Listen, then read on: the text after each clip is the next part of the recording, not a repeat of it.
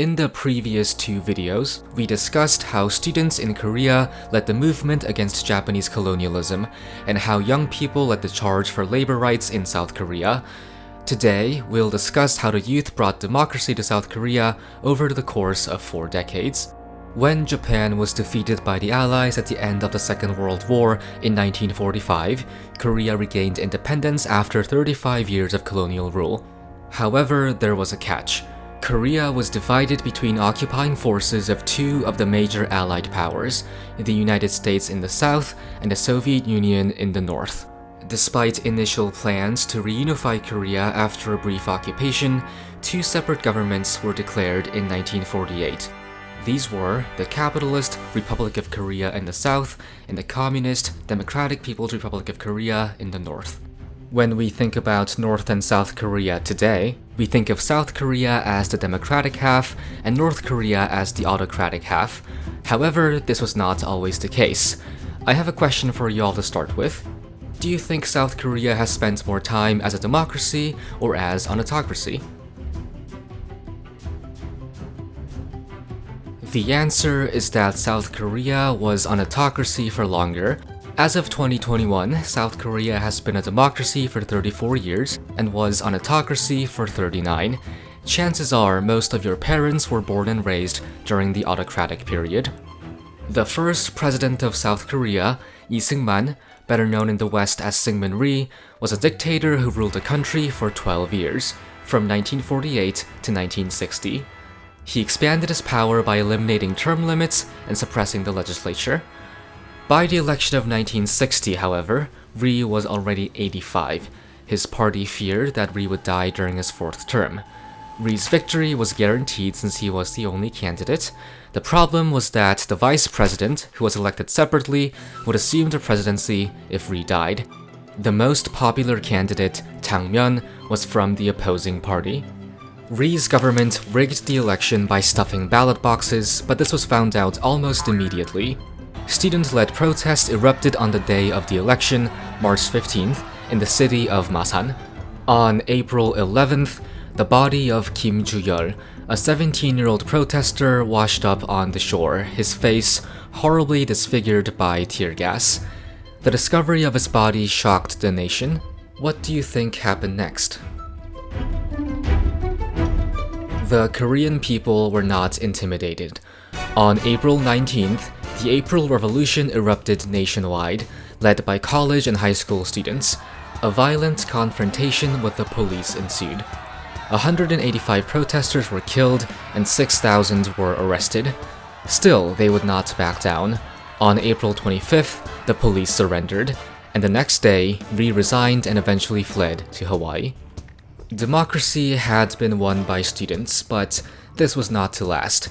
After only a year, in May 1961, the military overthrew the new government and brought back autocratic rule. The leader of this coup, Park Chung-hee, became the new president. Under Park's rule, South Korea underwent rapid economic development, now known as the Miracle on the Han River. It went from one of the poorest countries in the world to one of the wealthiest. Of course, this came at the cost of the suffering of many low-wage workers like Chun Tae-il. By the 1970s, Park's government had devolved into a full-on dictatorship. He took control of the legislature and effectively became president for life.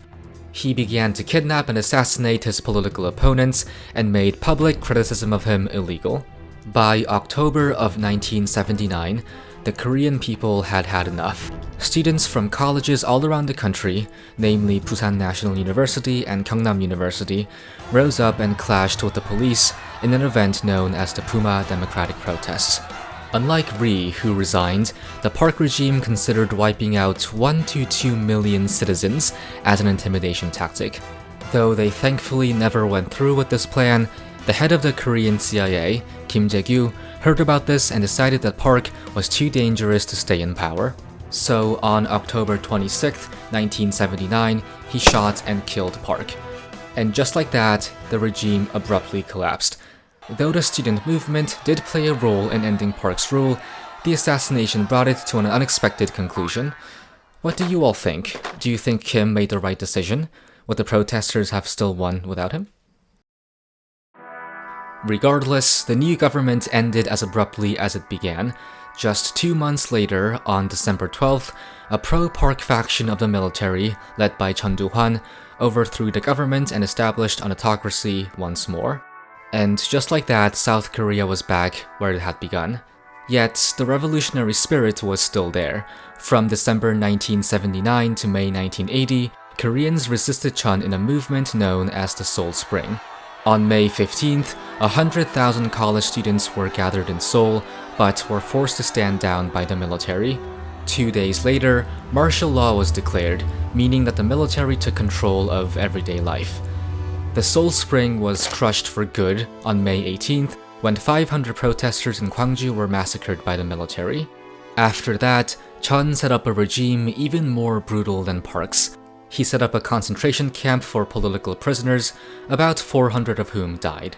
One witness to the Gwangju uprising was a middle schooler named Lee Han-yeol. He instantly became interested in student activism through this experience. He eventually found himself a student of Yonsei University in Seoul. While he was there, in May 1987, a high school senior named Park Jong-chul was tortured to death by the police. As always, student protests ensued, and Lee joined in. Then, on June 9th, Lee was hit in the back of his head by a tear gas canister fired by the police. He fell into a coma.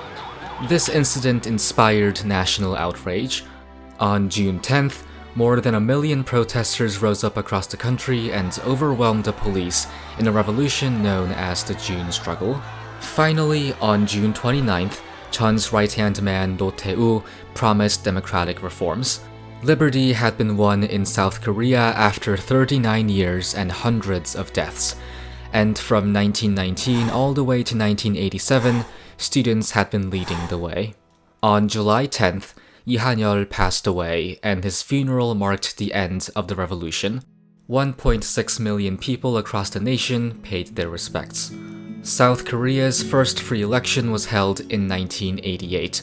No Tae-woo ended up winning the election due to a divided opposition, so the final victory did not come until 1993, when Kim Young-sam, one of the most prominent opponents of the old Park regime, was elected president. Student activism in Korea virtually disappeared after that, but experienced a resurgence in 2016 when students called on President Park Geun-hye, the daughter of Park Chung-hee, to resign following a massive corruption scandal.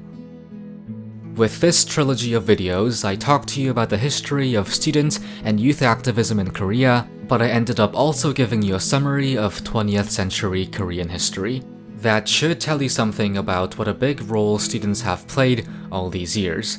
They were involved in and actually led practically every struggle for freedom and democracy since 1919. So let's not let adults tell us that we can't do anything, that we have to let the adults sort everything out, because that's not true. We as young people demonstrably have the potential to change the world. Before we wrap up, I want to leave you all with the final question. What are the causes that you would fight for, if any? We live in a time characterized by environmental, economic, and social justice movements, so this is definitely a question worth considering if you haven't already. Thank you for watching, and I hope you learned something today.